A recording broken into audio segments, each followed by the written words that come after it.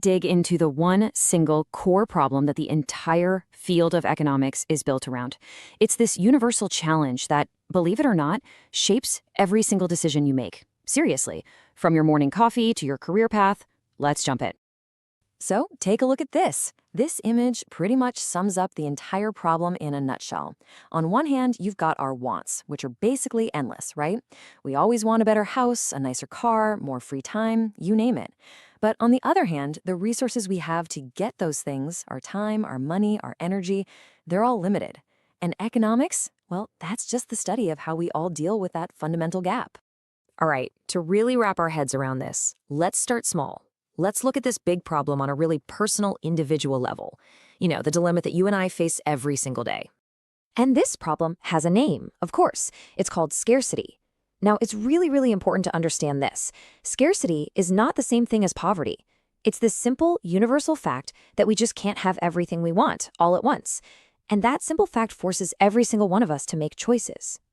And listen, this hits everyone, no matter what you do for a living. Think about it. A family farm, they've only got so much land and so many people to work it. A weaver has a limited stash of yarn. A teacher has a finite number of hours in the day and a specific set of skills.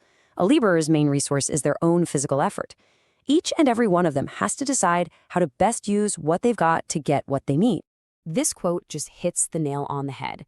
It shows you the direct result of scarcity, which is something we call a trade-off. To get more of one thing, you have to give up something else. A bigger house might mean less land for crops. Paying for a great education might mean fewer fancy dinners out. It is always, always about making choices. Okay, so that's the individual, right? You and me. But what happens when we zoom out? Well, an entire society is really just a huge collection of individuals, all facing that same problem of scarcity. And that forces society as a whole to answer three fundamental economic questions. First up, what are we going to produce, and how much of it? As a society, should we use our limited resources to make more food and housing, or maybe more luxury cars? Should we pour our efforts into education and healthcare, or focus on building up our military?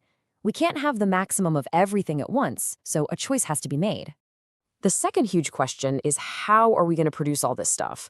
Are we going to use more human labor, or should we invest in more machines and high-tech factories?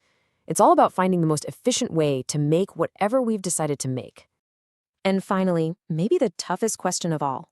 For whom? Once all these goods and services are created, how do we divvy them up? Who gets a bigger slice of the pie, and who gets a smaller one? Should we, as a society, guarantee some minimum level of stuff for everybody? These are the massive problems at the heart of any economy. I know, this can all sound a little abstract, but economists have this really cool tool that helps us visualize these big societal choices and see literally where the limits are. Let's check it out. Okay, so let's imagine a super simple economy. Let's say it can only produce two things, corn and cotton. This table shows us the different combinations it can make if it's using all of its resources perfectly. So look at possibility A. The economy is making 0 corn, but it's churning out 10 units of cotton. Now jump down to possibility E. It's the complete opposite, all in on corn with 0 cotton. Everything in between is a different mix. So what happens if we take these possibilities from the table and, just plot them on a graph?